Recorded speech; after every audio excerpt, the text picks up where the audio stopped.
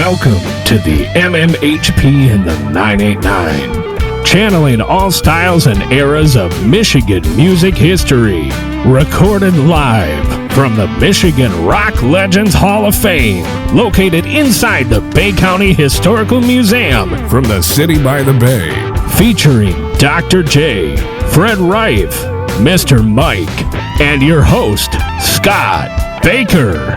Brought to you by the 989 Podcast Network and the Michigan Rock Legends Hall of Fame, located at the Bay County Historical Society Museum at 321 Washington Avenue, Bay City, Michigan. Whoa, we are All right, here let's go. at the Rock Legends Hall of Fame, and everything is fired up and looking good here on a cold Saturday, but beautiful outside. One of those. It is cold. Yeah, one of those definitely Michigan days. And we've got multi-talented artists that goes all the way back to some classic 70s stories that we were going to share today. But even more importantly is where he became a teacher. He's a continuous scholar of music and artistry. He's took it upon himself in the last few years to really broadcast his art as a big circle, not just the music, but world music based, jazz music based. I remember him as a classic rock musician and 80s musician. And some people will remember these 70s stories from Bay City Central. But Bryan Rombalski's in the house. How you doing, Bryan? Thanks for having me. I appreciate it. Oh, We don't get to see each other that much. So no. And you were, as a growing musician in this area, one of my earliest inspirations. Oh, well, Just from running into you here and there, and the fact that you wanted to embrace the music talk as knowing me as a journalist at that time, as well as the guitar as a artwork, not just a guitar. thank you. People can't see this, but we're fist bumping. Yeah. And we got Dr. J and Sir Fred in the house. How you guys doing? Doing great. Doing good. great. Nice to Good. meet Bryan. I've never met him before, so You? really like your book here, Visitations, and very impressive art. Oh. Are you a art teacher by any chance, or? Okay, it's like music. I study like the history of art and as well as music, and I've instructed people in art as well as when I do my music lessons. And I've taught guitar for it's going on like 38 years now. Oh, wow. So intermittently, I'll have a student, because it's all encompassing, isn't it? The way that I choose the words for the poetry, the ruminations that I do, and I deal with meditation, all right? And whether or not what culture you deal with, whether or not it's Judaism or Christian, like if you're a Christian or a Hindu or a Buddhist, all right? I'm really fascinated by the science of the mind, all right? And levels of consciousness and what you do to prepare yourself for to make yourself available to creativity. So when it comes to you, you're able to give it voice. Well, you're taking this spirituality of music then, basically, right? Oh, absolutely. Yeah, well, we're going to have to get together because I'd like to share with you that video series we talked about on Michigan history that I'm Okay. doing. Yeah. I can't crank it up today. We need one of our technicians at the museum in order to put it up, but somewhere down the line we'll do that. Okay, absolutely. Yeah, great. I had a few experiences in my life that showed me that altered states help to produce creative means, all right? Undeniably, all right? I don't know if you ever want to get into any of those. all Sure. right? But Something we can bring up here throughout the conversation, sprinkle it in, and yeah. because your depth and knowledge of it as a whole, and it came through as a teacher, and I see that in how you post on Facebook and how your everything you do is thought out before you do it, and I think that's one thing that people will see when they see your music or see your artwork or your posts, because you spend a lot of time putting thought and effort into every. Whether it's a post on Facebook or whether it's an art piece. Wow, thanks for the notice. Everything has intent. You know what I mean? Especially how we're older now, all of us sitting here, and through loss and all different types of things, it even makes you ruminate even more. You know what I mean? Take stock. And if we're fortunate enough to express ourselves to others, and whatever our talents that have been given to us and what we've chosen to develop, we have an obligation, I think, to try to make this world a little more peaceful, or at least a little more tolerant, and a little more compassion. I couldn't agree with you more. We're in desperate need of a lot more kindness in this world. And at least tolerance, for crying out loud. Yeah, and I'm sure you're probably a believer in this as well. What goes around comes around. Yeah. And when you're being kind to others, that moves on, and sometimes it comes back to you as well. Right. It's not like you're being kind because you expect a reward. It's just the way you should be to make the world a better place to live for everyone. And it's a competent and a thoughtful use of your vehicle, and that's how I think of what all these 4 vehicles are. All right, so it's a gift. Well, there's a great satisfaction in doing that. And it's humbling too. Yeah, isn't it? Well, it is. I mean, because there's, so much to learn and so much to share, and so much to appreciate. In the limited time we're here. Really. True. Absolutely. True that. Yeah. Well, I'm gonna, since these two fellas haven't really got to know you over the years as well as I have, let's go back to the early times and bring them up to date, because it will drag them right through that late 70s period that I want to hit on too. But where was your inspiration? Where were you born? And give us a little bit of background. Okay, Saginaw, Michigan. I was born. I started to gravitate toward music at a very young age. My mom had a record collection that had everything from Frank Sinatra to Ray Conniff to Engelbert Humperdinck to, remember all the, you know what I mean? And she had an album by Floyd Kramer, and it was Floyd Kramer Gets Organized, and one side was piano and one side was organ. And I actually wore out a rocking chair listening to his album, closing my eyes and rocking, so the bottom fell out of the rocking chair. Wow. I mean, I would actually trance out when I listened to music right away. So it was, a pretty powerful vehicle for me. So did you prefer his piano style or the organ style? Or the piano style, far. Oh, he far had more. he had a very distinctive style. Those grace notes. Yes, exactly. That, it was very influential in country music, especially. Oh, absolutely. But him and Chet but Atkins, also, but pop music as well. Oh. He was back in the days when you had that crossover in radio that sadly has disappeared today. Yeah. Yeah. And what's ironic is I play guitar more like piano than I do regular guitar, because I'm always using inversions and chords. And there's this huge thing that's popular now. People are doing a lot of linear playing, and I think more power to them. It's wonderful. But I don't hear music that way. I hear the bass notes, the chords in the middle, and the melody, and I hear them moving. All right. So I actually, it's more like piano for me on guitar. Well, that goes back to what we kind of talked about before we started the podcast today, is the lack, and not the lack, but the loss of how people listen. How people don't hear all the parts of a song, or all the parts. It's all visual now, and it's all a star, or it's all the thing that's happening at the moment, as opposed to all the pieces of the puzzle. An influencer and things. And I understand it's a whole different way to present yourself.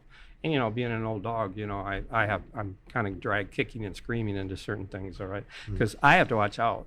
I'll just hide away and work on my music or my art. All right. Yeah. I mean, and COVID was a real big instigator of that, because I couldn't do gigs. You couldn't do gigs. Right? Yeah. So I just burrowed away, and I just really worked hard. But to get back to what you're saying, sorry, the early influences were music like that. Okay.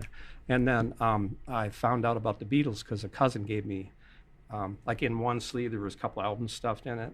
The Beatles' first 2 albums, all right, and I just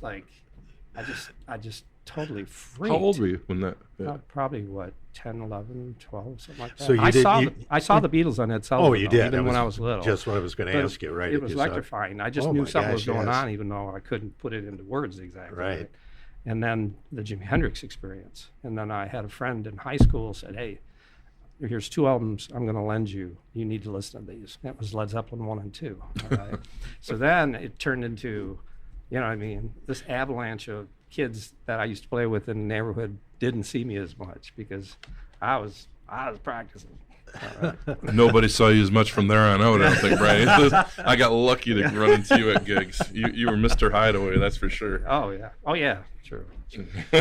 So did this translate into a band? Well, what happened was I actually would hold a broom and sing and make up songs and have a couple friends of mine in the garage when we were little kids. have kids come over and we'd just be making stuff up, all right? So something was happening, something was going on. And then in high school, I was approached by Joe Ortega, and he, and Brian Henke, and, Kurt Stout, and we formed a band, all right? You guys all were in high school together? I was just getting out of high school. I was working, you know how you work like the last year of school and part-time while you're still going to school. Yeah, my wife did that. Yeah. Me too. At the mall, all right? So I remember I was at a friend's house and Joe saw me play and we started talking and that turned into Couture, all right? And then... Can you spell that? Couture, Couture. It means fashion. So all these years I've been calling it Couture or Couture, something. Couture. Okay. But you might even be correct. No, I never heard. That's the right way. Hut was an haute couture. That's the There you go. cutting edge of fashion. Yeah, You know, so that's why it was chosen. Right. A gentleman that gave the name to the band was into fashion, so that's one of the Was reasons. Steve Hornack in that band? He came later. After I left. I was in the band for like about 1.5 to 2 years, and then after I left, and then he was in different bands. I think Valentine and different things like that with Joe and stuff. So He was on the Curtails of Bryan originally, which is pretty interesting. yeah. So what was really humbling and really made me take stock was we warmed up for Van Halen. All right, in Bay City, it was like 23,000 people or something. This would have been at Ingalls Stadium. Yeah. Okay. And I'll never forget being on stage, and it wasn't the heat of the day. There was actual palpable energy that you could feel, all right, on stage. So I was like, I guess you could say overwhelmed, all right? Yeah. And also seeing Eddie Van Halen when he was super, he was healthy and, you know what I mean? And it wasn't, I thought he was brilliant. He's like Mozart of our time in rock, all right? Yeah. And to watch that up close, to meet him briefly and to listen to that sound, they called it the Brown sound. Yeah. And then we warmed up for like Cheap Trick and Leslie West from Mountain. And I'll never forget when he took my amp and the other guitar player's amp and wired them together, our Marshalls, we had full stacks, right? Mm-hmm. And it was that, that Mississippi Queen, that. Yeah. Well, the fattest, we're biggest talking, tones, yeah. because now a lot of days guys have all these nice little rigs and everything, but we're talking like when you used to, even some of these amps didn't even have master volume knobs. So you had to, you know what I mean? I had to throw blankets over my amp sometimes in certain clubs or you get Too much. chastised for it, So, but that was pretty cool. But Where then was that show at? Which one? The Mountain. Oh, somewhere in Michigan. Sorry, I don't know. Was that Saginaw? I don't think so. No. Lansing or something. Lansing, like that. okay. But then we warmed up for Cheap Trick, and I'll never forget because they came out on stage and watched us. Okay, and they were super kind. Whereas like when we warmed up for UFO, you couldn't walk in the hallway when they were around. Oh, and really? stuff. They Yeah. had limitations. Yeah, so it was. But the thing is to be in direct contact with guys that were really good at what they do. You know what I mean? Yeah. And to me, I was taking stock because I'm going, I just want to study. I was lucky to have a couple years of music theory in high school. They had an experimental class, and there was only 2 kids in the class, me and another guy. And I learned how to do my classical, classical harmony, my modes, my scales, arpeggios, how to also like for orchestra, when you have to write out parts and transpose. Mm-hmm. I learned to do that, Wow, all right? that- Even before I was in Couture. What school was that? That's This is Eisenhower High School, but now it's called Heritage. very forward thinking. That Yeah. you usually, that's. Yep. Music is never a priority, unfortunately, in a lot Yeah. of public school systems. And that's actually a really good point because I can't tell you how that helped formulate my whole thoughts of playing, because I could look at things, know what the key signature was, have alternate ideas, play what scales were available to me. Of course, there's always time to get better at it and learn more, And when I moved to Toledo, Ohio, after I quit Couture, I worked at Rock and Roller Records for a while. Did you? Yeah. That's classic. Like assistant manager there.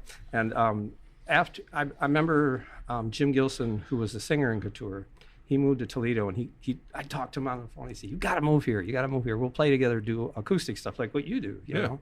So I ended up doing that, and I ended up meeting an incredible man. His name is Gene Parker, and his group plays at the Toledo or Detroit Jazz Fest.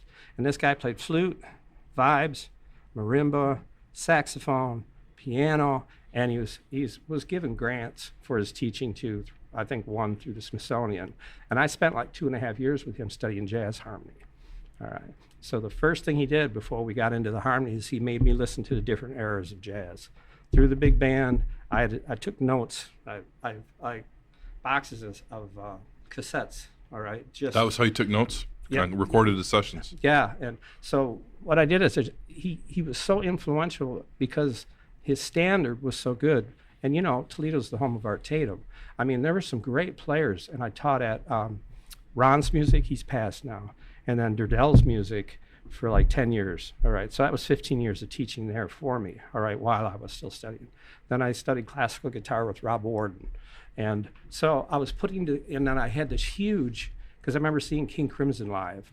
It was around the time of the Beat. Yeah. And the Adrian Belew era. And I would go to the libraries and look up like transcriptions and stuff, all right? And I studied African music, West African music primarily, because Steve Reich, the classical composer, he was a big influence. And you could tell Crimson was influenced by that too. Mm-hmm. So Brazilian music, European classical music.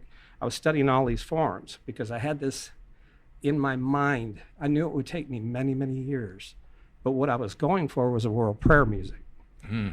So all the music, even if I'm not a master of all these styles, at least I could get to some of these fundamentals, understand them, assimilate them, and then produce some kind of music that represents world music. Yeah. No, I want to stop right there. And what year did you leave Couture, and what year did you move to Toledo? Well, let me This say, sounds like 82-ish would be. Yeah, because I graduated in 76, and then I was Where'd in you the go to band, school? Eisenhower. Eisenhower, okay. So, And then a couple years I was in the band. I mean, then there's a couple more years after that, and then I moved to Toledo, Ohio for 16 years. Probably 80 or? Yeah. Okay. Yeah. Because there's... And that's when 87 is when I put out my first project, Right. Nozomi. And that was, oh my gosh, the drummer that was on that, Paul Neef, a phenomenal drummer. We're talking big band, everything, right? So he was into this world music approach that I was thinking of. And then Eric Bilger played with the symphony. So this was like no like samples or anything. He had to, when I wrote out parts for the vibes and marimba, he would actually have to do them in real time, all right? And some of those were kind of, remember Reich's music's kind of hypnotic, and you have to do kind of a repetitive thing. It sets you in like a different, like almost meditative for you. Yeah. Thanks for the word. Yeah. So that was an interesting project because that's what I was trying to do even then. And you didn't know it at the time, though, right? Is that later that you I just had a yearning. Yeah. So that didn't come the ability to explain. But after teaching now for 38, almost 40 years, I've had to sit down, and what I found really informative was, okay, let's say we're sitting together as a lesson. I have to take the view that I'm looking out at your eyes, all right? And what's it feel like to not know this particular subject in this way? And then the more you have empathy with others, you get to understand there's different ways you present information to people so that they can assimilate it properly. Mm-hmm. That's a art lot of to teaching that. right there. Yeah. Yeah. So, it's humbling, but that's, I mean, how many years now? So it's kind of, and then you learn about people and they share with you, and their hard times, their good times and stuff. It's very humbling. Since I never had children, it's almost like an extended family in a way. Mm, absolutely. Bryan, was there a particular world music artist, let's say outside of the United States, that you found particularly inspiring or? Yep. Oh yeah. There's quite a few of them. And then it crosses into the visual too. Some of the artists from different countries. Okay, but Youssou N'Dour, all right, who had done stuff with Peter Gabriel. Yeah, David Byrne also, right? Yeah, Umu Sangera. She's like the princess, the queen in West Africa. So if you listen to her voice has been used in soundtracks and different things like that. Okay. You ever hear the guitar playing of Diblo Dibablo? De Gary, I've heard. Sukus. Yeah, there you go. And there's one from Madagascar called De Gary, and he's Right. scary good. He's like, Got all those. yeah, I have an extensive collection too. Isn't it amazing? too. And that's how I approach guitars more rhythmically. All right. So when I combine the element of piano harmony with, you know, the different, let's say, Brazilian rhythms, and West African rhythms. You know? Yeah. Yeah. I love it. No, it's funny because when I first saw you, it's going out to the bars and seeing cover bands do their thing. And I remember seeing Talking Heads and you know, more interesting covers. Yeah. And that would have been in the early 90s when I think we met. Yeah. I just remember walking into O'Hare's or something and you and what was her name on the bass?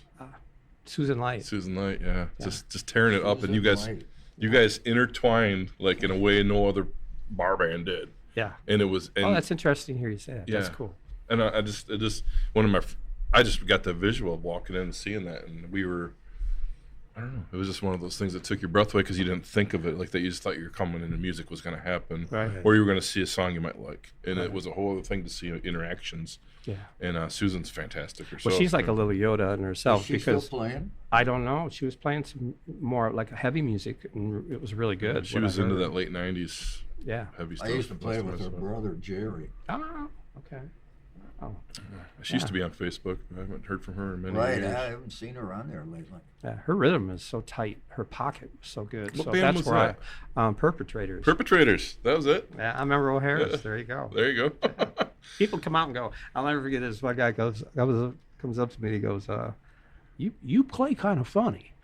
And I thought that was pretty good. He was kind of, I like it. He goes, but I just don't know what it is. What you're doing. I Well, thought, it's that's pretty good. unusual for a bar. You know, to have that kind of music, right? Yeah, it is. Yeah. Especially on O'Hare's. air. Yeah. Right. Yeah. So Couture, let's take it back. I wanna stop you. Those you guys gigged all over the state. Did you put out any original music? Up in Canada, throughout out west. Okay. All And it over? was the deal where, remember, this is how you could make a living back then. Yeah. Or a meager living. So what you do is just, the band, we'd schlep our stuff and, go to the next city or whatever Yeah. and try to find out where to do your laundry and where to eat, Right. Did you put out But at music? least you could make a living. Yeah, You can't yeah. do that anymore, Yeah. I don't think. Well, a lot of us would still be living with a girlfriend or folks. Come on now, I'll be honest with you. So did you guys put out any original music then?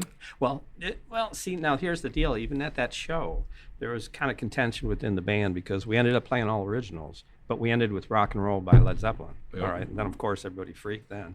And I thought that was pretty brave because we didn't have anything out. And I really didn't have a say in it. And it was just, but yeah, we recorded. That was at the Van Halen show Yeah. in Central? Yeah. It was 78? Yeah. Yeah. Okay. So the thing that's weird, though, is we went in and recorded songs. We wrote songs. We wrote material. But I think the three principles that wanted to invest was kind of discourse where it didn't come to fruition. So So they're sitting somewhere, your yeah, music? somewhere. Yeah. You don't have a copy? Nope. Wow. Were Joey? were you involved in I have this CD by Susan Light, or she's in a band, Yeah. and it's all percussion. It's kind of world music. No, but I know what you're talking about. She was associated with somebody that actually had been to West Africa, Okay. and they had a group, and they were doing Yeah, it's a different big rhythmic group. parts. I remember that. Yeah, it was pretty cool. I think that's one reason why we got along so well too. It's because of those kind of influences. Her ears were really wide open like yours were. Yeah. Oh man. Yeah, she's a great player. Yeah, I'd like to hear what she's up to. It's funny thinking all these memories here. Well, maybe that's somebody we could investigate Yeah. for a guest on an upcoming show. That would be Absolutely. great. Absolutely. So Couture went on, you went to Toledo, you did your studying. You Yep. turned And into played world in duos, folk stuff. Then had a little band with Jim called The Risk. Pop music and stuff like that. band with Jim Yeah, Jim Gilson. Gilson. Okay, And in Toledo. Yep, in Toledo. So this stretches down to Ohio for a little bit of your Yep. life history here. And then a lot of teaching. So that was 16 years. And then after that, I moved to Chicago for a short while. Stayed with my brother because I thought I wanted to study printmaking there. All right. And before all this, while I was in Toledo, at the Toledo Museum of Art, I studied painting, watercolor, photography, drawing. So I was, when you're teaching lessons, you're working later in the evening. So at the time, my wife, while she was working on my drawing or working on music, then I would teach at the end of the day, So I was trying to formulate all these things. I had this plan of studying printmaking in Chicago. That didn't work out. So then when I moved back to Michigan, I was only there a year. Then my folks had my stepfather, he owned a hardware store in Sanford, okay? And so I came back, and they purchased a Lakeside Market. It was on 30 up there, and I worked with them for so many years. And I think they were really thoughtful in the sense that they wanted to see if that I'd be doing fine. But I'm a musician, I'm a visual artist, and this is just gonna be what I do. So you I came can't back. help it, You came back in the '90s then? Yeah, and then taught at. There was a totally cool music. Fred's passed away now. He moved to Florida, but he had a store, and I started teaching again. And then I went over to Mid-Michigan Music. Yeah. Another 10 years there, and then I moved over to Fulkerson's Music. Okay. And I've been there for quite a while too. So. And now you live in Midland, Michigan, right? Yeah, I have a home in Sanford. Sanford, okay. But yeah. I remember you were teaching out Main But I'm Street moving in about the Midland. Tri-Cities, so Yeah. it's kind of like, yeah. Do you drive to teach, or do they come to you? Or, I drive to teach. I like having a studio. There's something about the mentality is when you get in the studio and you're surrounded by objects that inspire you, you know what I mean? And, Yeah, you know yeah. what I mean? And it's just like this. Yeah. There's a vibe, right? And It's then putting also, connections together. and then also when I get in there, I'm there to work. I'm there to practice, or I'm there to read, or I'm there to, you know what I mean? Mm-hmm. And then I can have some kind of juxtaposition of the outside world too, and try to be there for, my partner, when I'm outside of it, you're trying to learn this balance, you know what I mean? Yeah. Even now I still have to, because I can be so absorbed in what I do. You did you tell me early on when I met you, introverted kind of feeling? Because you're more like, I want to keep studying. You have more to learn, you more to do. That was your MO. I remember when Facebook came on, and I said, Bryan, you need to get more stuff out there. You're like, I have a hard time getting into that. And eventually you use that as a tool for your teaching. And because that was when I was putting Muddy Gumbo together, when we were trying to interconnect some stuff with thanks Earl. for saying something, because, no, you're right. And look at how it's changed so much for us too, with people online, the whole thing. And now with influencers and the whole deal. There was a really popular guitar player right now, and he was talking about it's a little bit of work now, because not only is he working on his playing, he's got to work on how he advertises himself. I mean, you don't have to, but it is a big thing.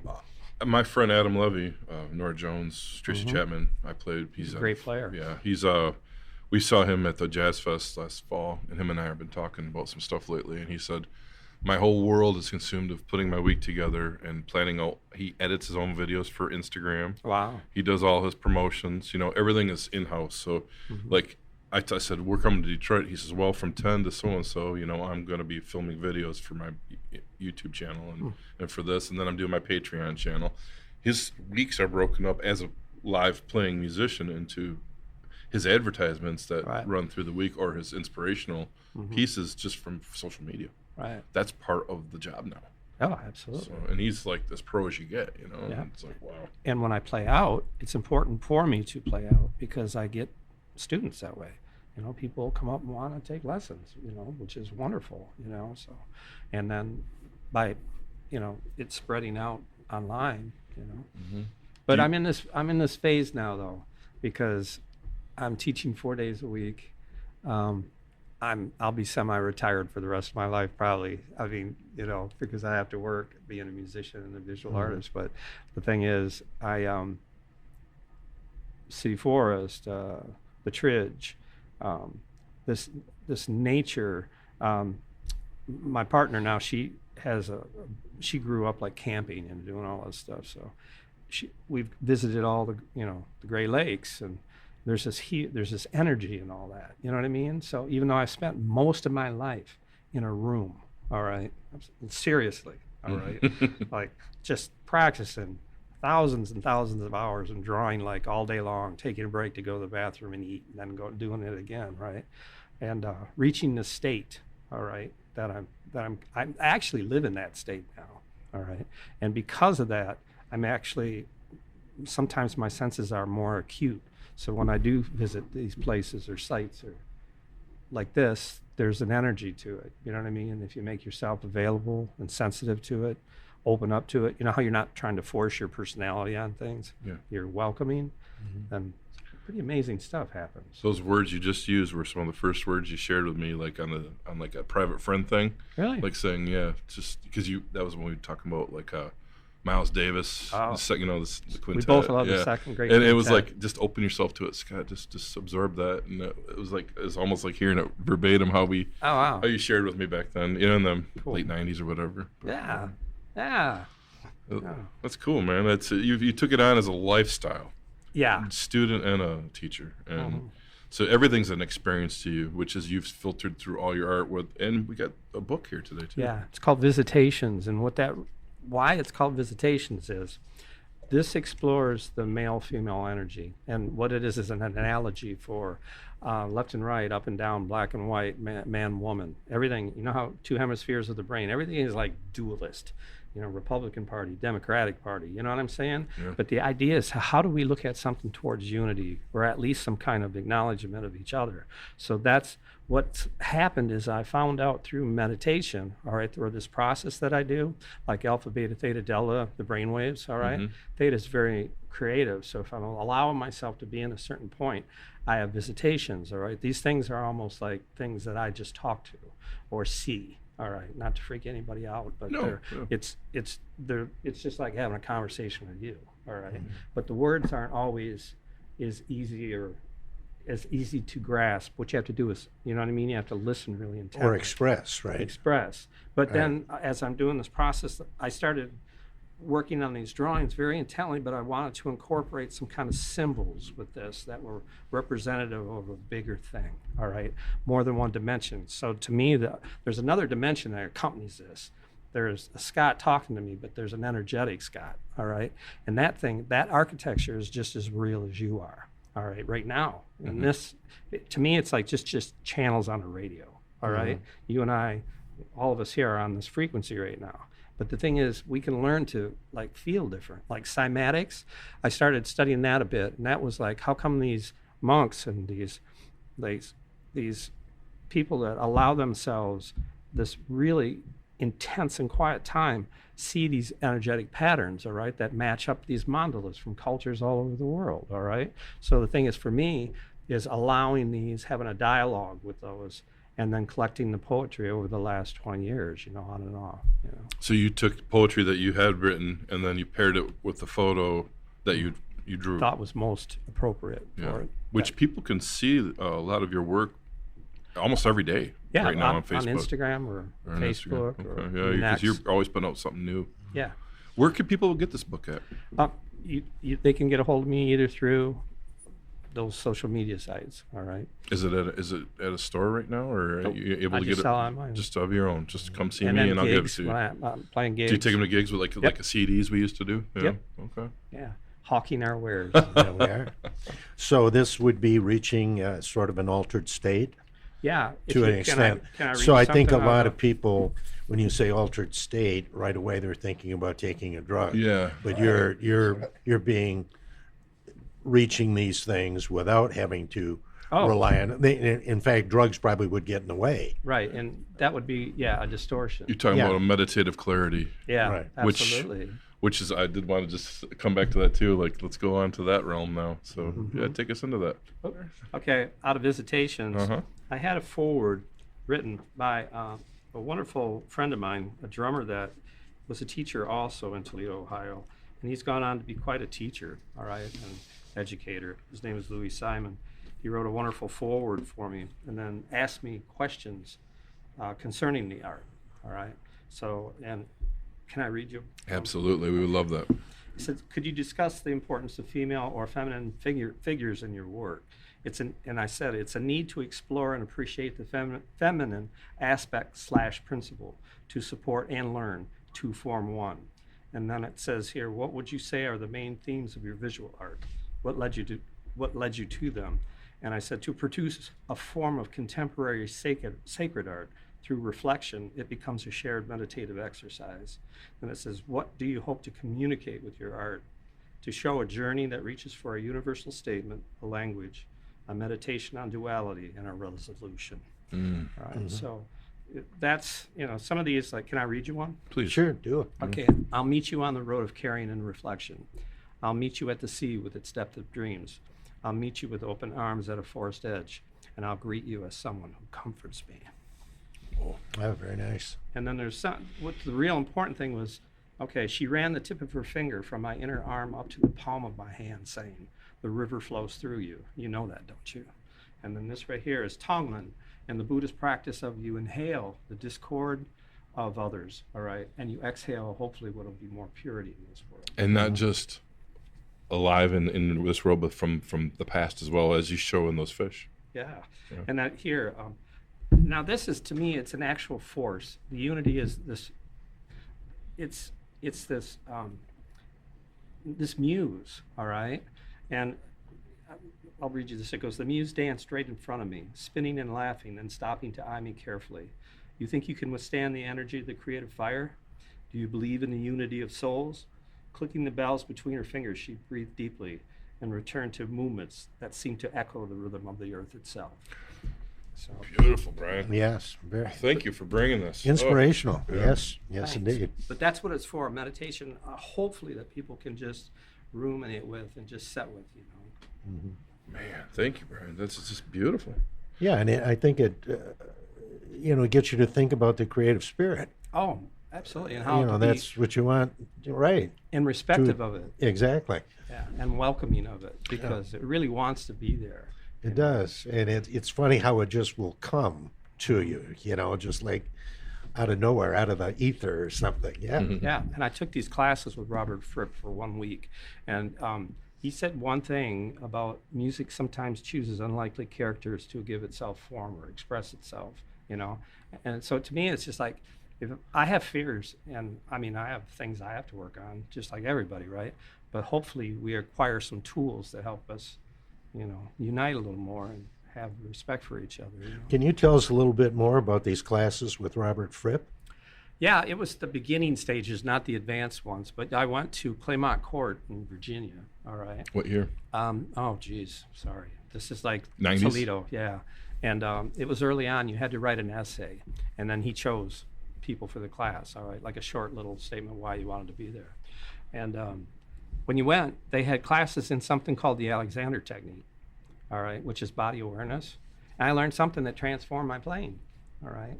And I'll show you right now if you want to know. Yeah, Sure. Right? Yeah. Okay.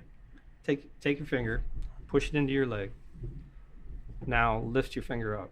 That's an improper movement. Put your finger, push it down, and relax your finger. That's a completion of the first moment, not two separate actions. So when I play, and you watch me play, my fingers don't lift up like this. They just move really Fluidly. less use of energy. Were the classes held at a university? Well, Or- it's like this.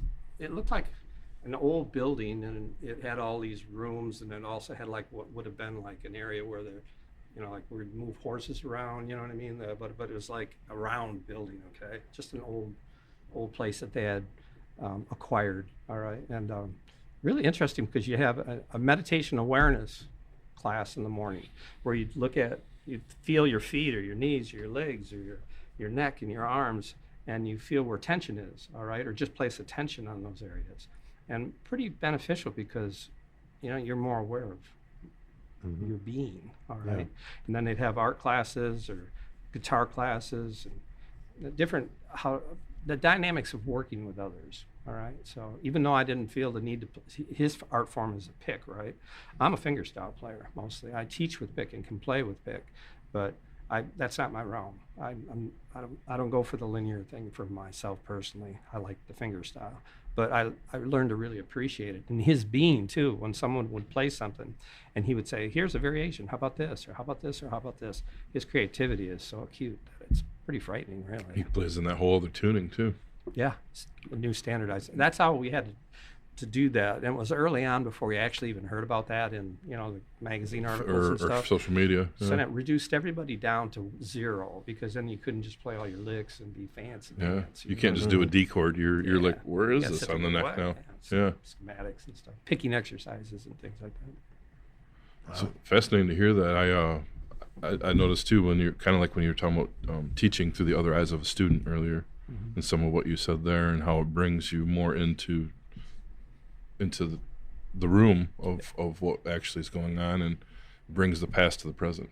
Yeah, and some people, as great as they are as players, their teaching's not their art because they'll just like flash something at somebody or do this or get impatient with them.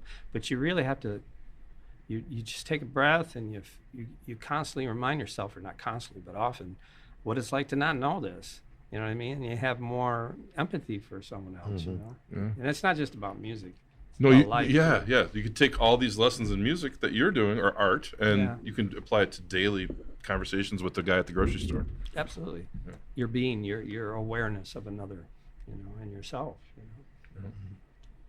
Fascinating. Can you give us some music too, Brian? I know you're the first person to bring an electric gear setup, and which is perfect for what you do because your electricity almost channels like an acoustic when you get really cordial, and I can edit if you gotta take a moment to do stuff, but we can discuss your gear too here at the end because I want to speak about Ragnar here. Hey, absolutely. Got to talk about that.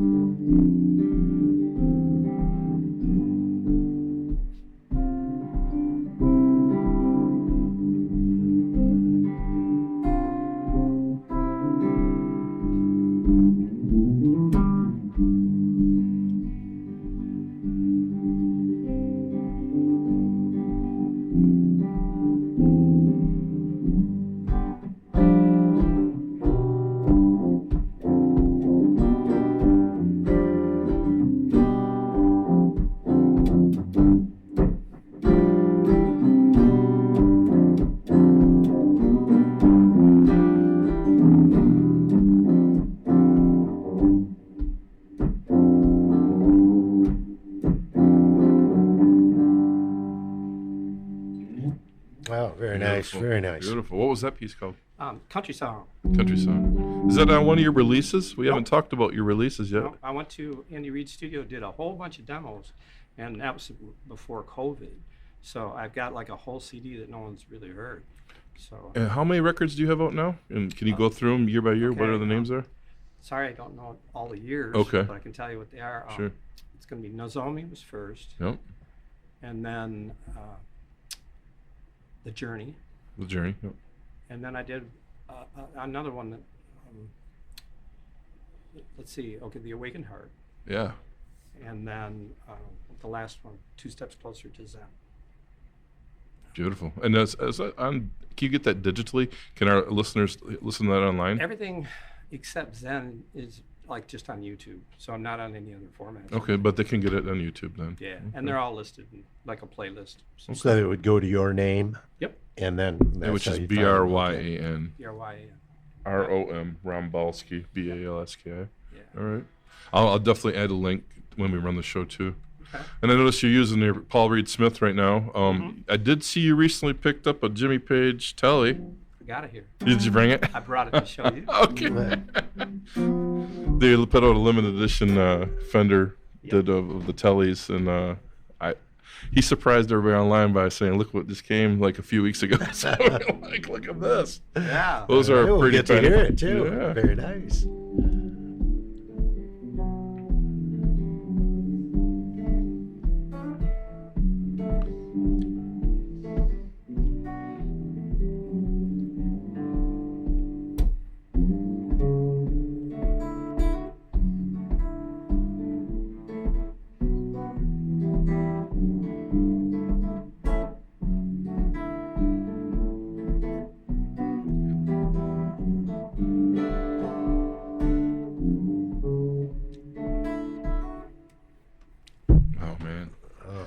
Now, give us a little bit of the world style that you've been doing. And I don't want to. It's hard to explain to people that are just listening, but I know his 4 fingers are spread apart, and there's like tapping, harmonics.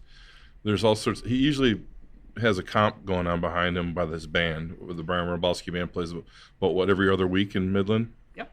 Right now, every now, Tuesday or Wednesday. Right now, we're playing the second Tuesday of the month at Witchcraft. At Witchcraft, okay. So a lot of what I'm doing too is like, okay, here.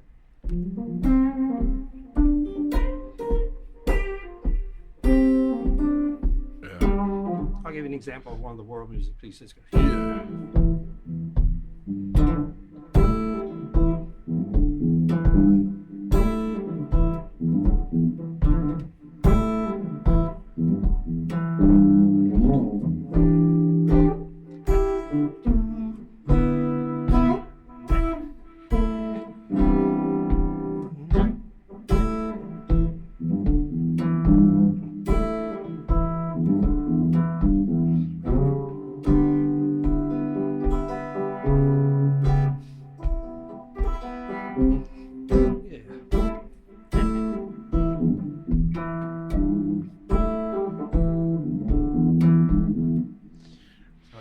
Yeah, and there's definitely a blues feel to that. Absolutely. In a big way.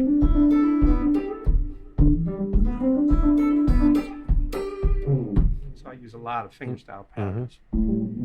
I'll never forget the first time seeing you when you went solo after the obviously the Midland Street shows that we saw. Most of us musicians that sit around, everybody's kind of jaw dropped going, where's this guy developing the bass, the harmonies, the melodies? And then out of nowhere, you were throwing harmonics in, and everything was floating in the room. And then your band just supported it. It was pretty amazing.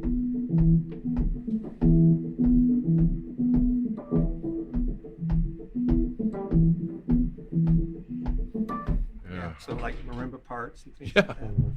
Did you study the blues? I mean, Fred got to get it on with Lazy Lester here, and I'm sure that you got some blues stories that you could share. Oh my goodness! Yeah, Well, it was being part of the in Toledo, history. there was a lot of blues down there. Oh, You know, absolutely. the Griswold brothers, and Yeah, I was their manager.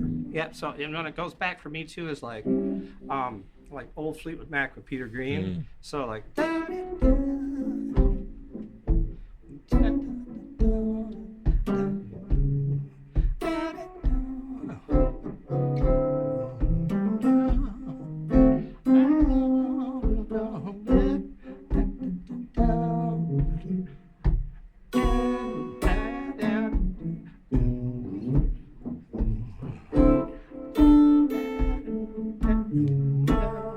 So, you know, I need your love so bad. All Yeah. those tunes, oh man. Yeah, the real old Fleetwood Mac. And also, you know, where, okay, here's some Robert Johnson.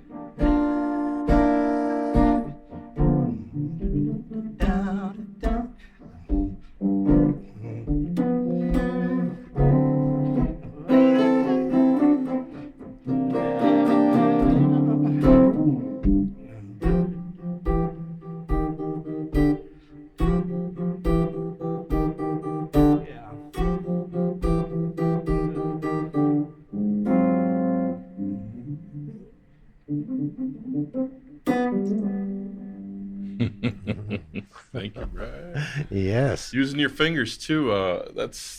I think that's a discussion we had years ago. Derek Trucks using his fingers, and specific guitar players that wouldn't use a pick, bringing the warmth, immediate warmth, because you have no choice using flesh. Yeah, and you're not strumming across. You're hitting all the notes at the same time. So like.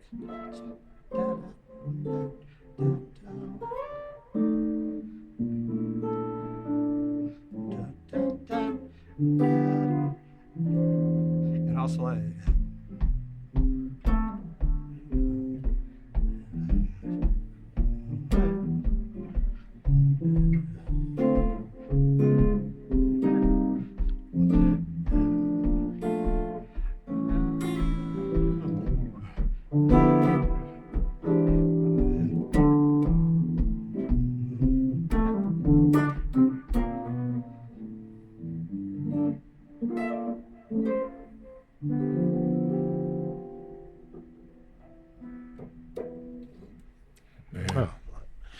Bryan, you say you play every Tuesday night?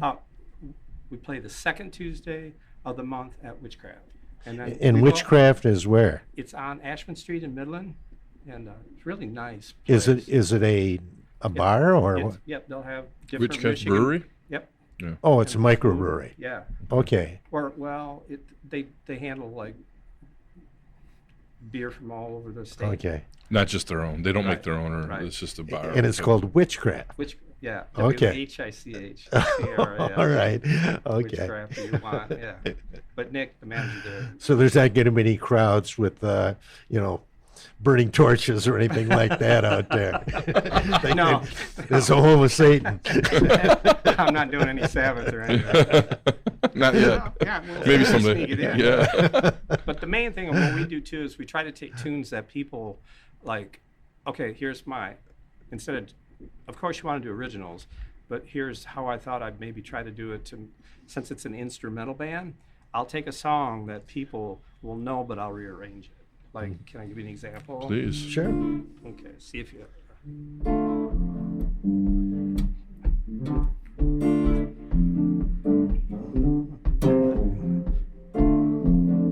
So that's your intro, then you got your verse. See if you know this one's got.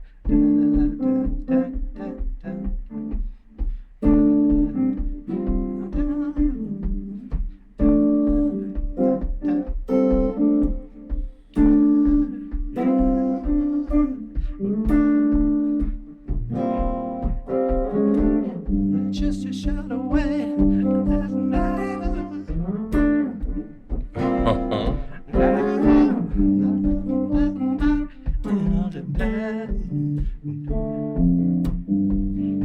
Rolling Stones. And then maybe in the end.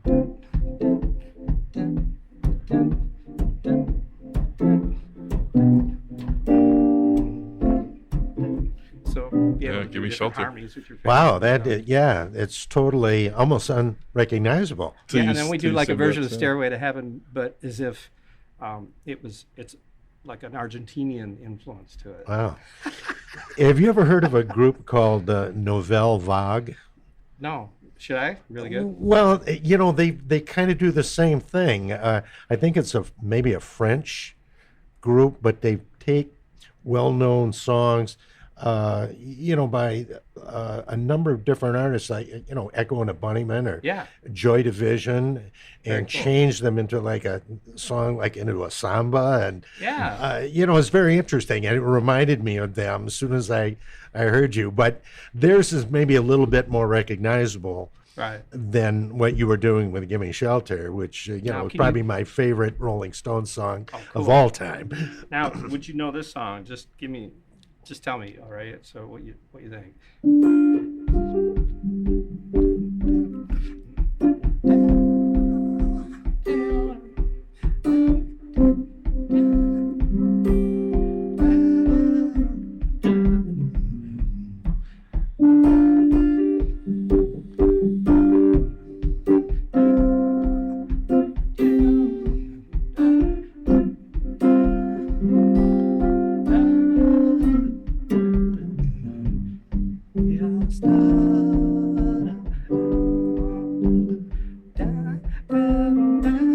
There it is.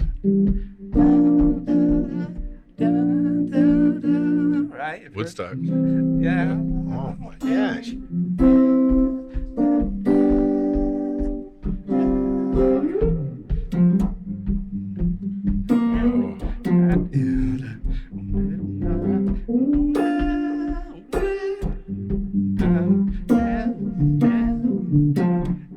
Again. again. So, I'm not a guitar player, and maybe a lot of people that are listening to this or will be listening to it maybe are not as well. What exactly are you doing, or how are you changing the song? Almost, I don't want to say drastically, right. but you're incorporating a lot of different things into it. How are you doing that, and what's the technique? Okay. One of the methods is this. There's a classical composer. His name is Robert Fripp, and he wrote a beautiful tune. So I transcribed the melody from the piano, where it goes like this. Sorry, got to turn my volume up here.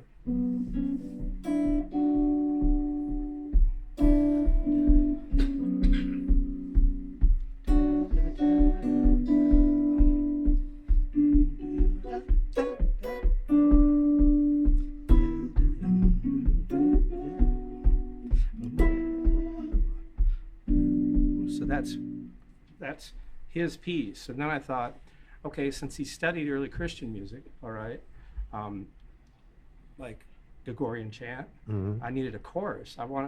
So instead of his piece being so elongated, I made it shorter, more like a pop song, all right? And then the middle section that I thought of for the chorus would be.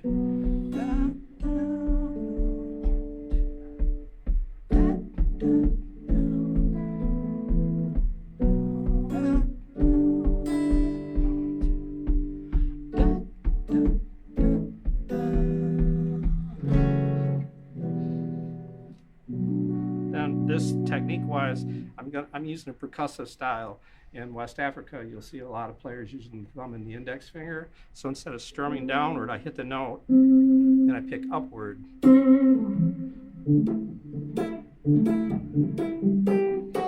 There's those Floyd Kramer Grace notes. Yep, and also the way you smack the strings too, and the spaces in between the notes give you a certain kind of rhythmic organization. So then the rest of that, during that song, that's how I use it. I go.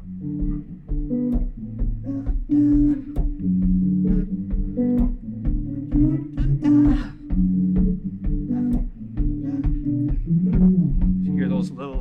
Yeah.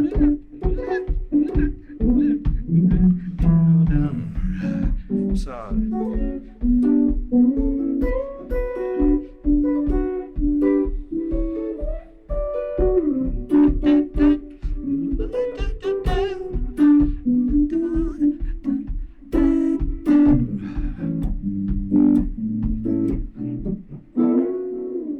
And I use certain harmony that like Herbie Hancock would do with Miles Davis. So instead of doing like thirds harmony, regular chords, I would play stuff like this. Watch.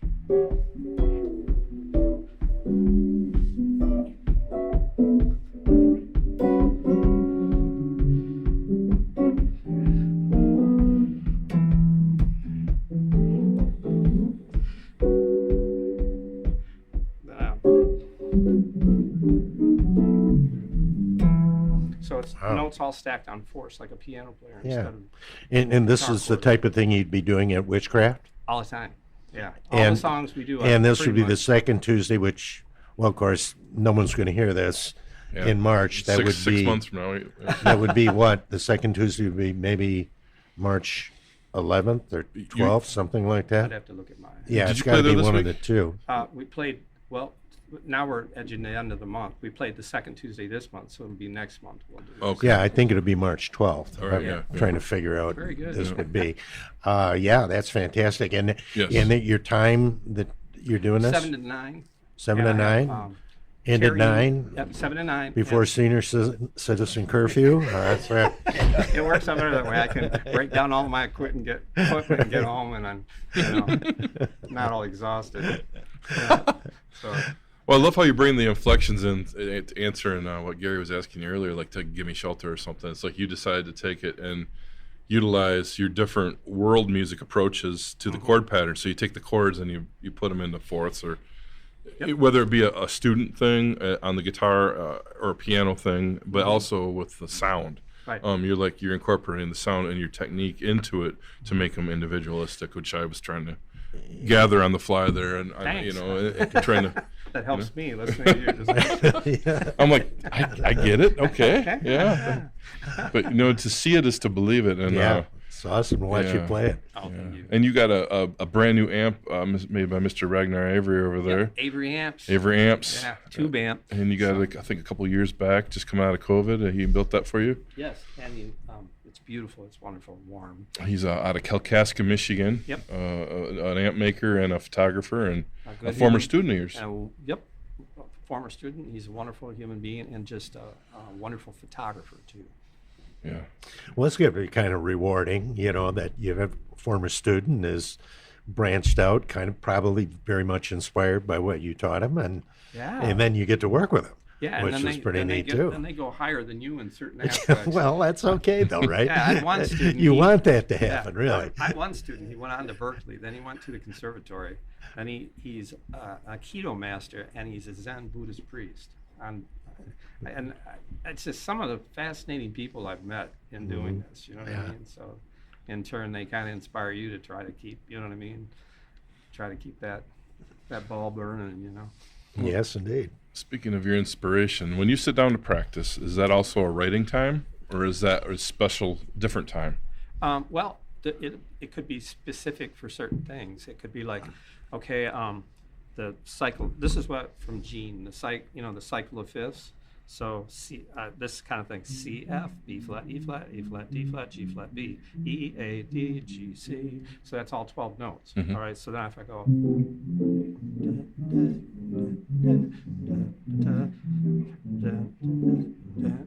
so I'm playing all 12 major 7 chords, like how fast, right? So then I'll do all the arpeggios. Then I've done all the major 7th arpeggios really quick. Then I'll go through minor 7 flat 5. This is your warm-ups. Warm-ups, yeah. And that it sometimes inspires something comes out of it and Yep. goes, this is a song, and I got to go Absolutely. that direction. Yeah, or I'll take a tune like this, which you all know. Right? Mm-hmm. But I'll maybe go more like this with it. Let's see. Give me a quick second here. And I'll change the harmony a little bit and go.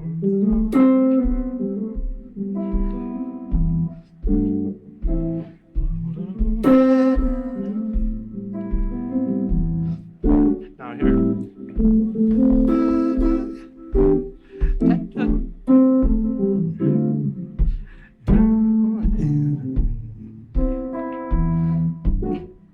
So then I'll use that choral harmony. sunshine when she's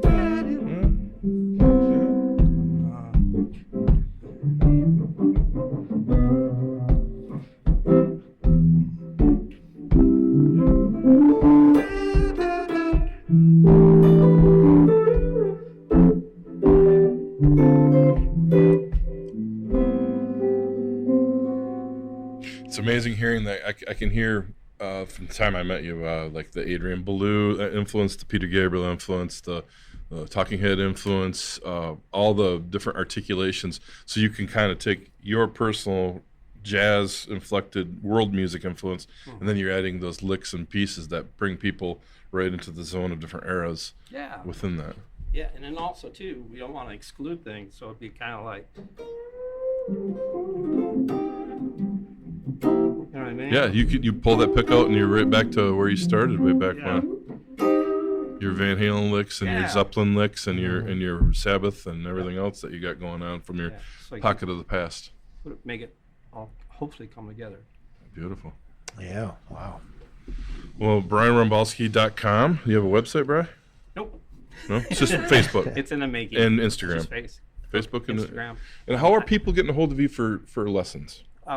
Actually, through those. Word of mouth too. Yep. Okay. And brbelieve@yahoo.com. brbelieve@yahoo.com is the email address. Yep. Okay.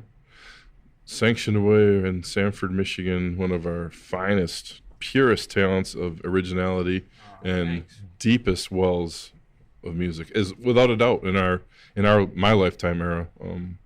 Thank you for coming on our show, Brian. Yeah, thanks, Brian. It was wonderful. Thank really. you.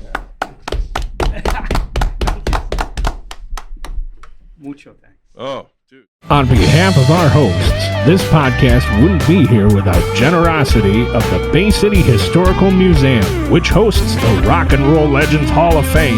We'd also like to thank all of our guests, and especially to the listeners. The MMHP is found at 989.network, or where all podcasts can be found. You can find updated information as well as Dr. J and Sir Fred's Picks of the Week on Facebook. Also on Facebook, check out Mr. Mike's Local Music Live series and Scott's Mid-Mitten 15 from Harvest Canteen Studios, featuring one-on-one interviews with Michigan music artists. You can connect with Scott on the web at scottbakermusic.com, Dr. J at michiganrockandrolllegends.com, Sir Fred at fredrife.com, and Mr. Mike on YouTube as Mr. BT1. That's MRBTEE and the number 1. On behalf of us hosts, Dr. J, Sir Fred, Mr. Mike, and myself, we'd like to thank Mr. Eddie Switek, the voice of the MMHP and the 989. No, this was fine. one of the most. I'm trying to rack my brain on what I forgot to ask you because there was so much going on at once. You know, it's a complexity when you get to town because it's